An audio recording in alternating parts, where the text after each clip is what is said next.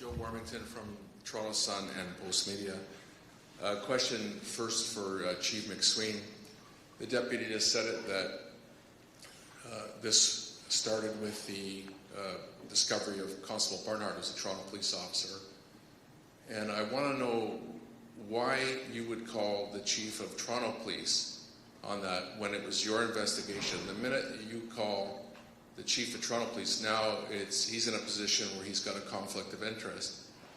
And the second part would be to Chief Demke. Why did you not refer this to be investigated outside of the police service? You had 30 police officers from Toronto Police, including professional standards, investigating your own service on something as serious as a police officer having his house shot up.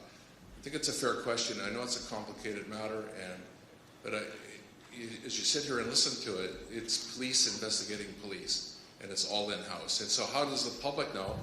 And more importantly, perhaps, the officers that are contacting all the media people that are very, very upset about this, they want to know that as well. So it's probably for both chiefs. Well, let me start. It was imperative for the Chief of Toronto Police to know immediately what we had uncovered about one of his members.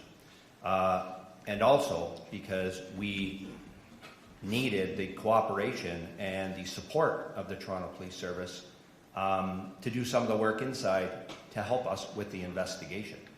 I can appreciate your question, but I have full confidence in our professional standards bureaus who work hand in hand with one another to do this very difficult work, but necessary work.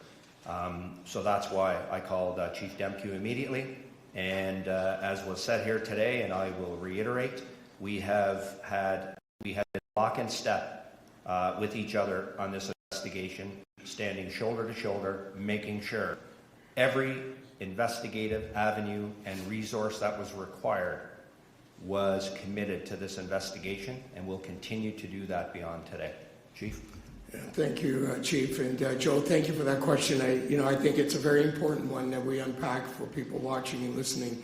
The Community Safety and Policing Act does have a regulatory framework around conflict of interest, and we adhere to that. In fact, this investigation was led by the York Regional Police. I was not provided an opportunity to make investigative decisions, impact the speed and flow of the investigation. None of those considerations came to me in my role as the Chief of the Toronto Police. That was solely in the hands of the York Regional Police Service.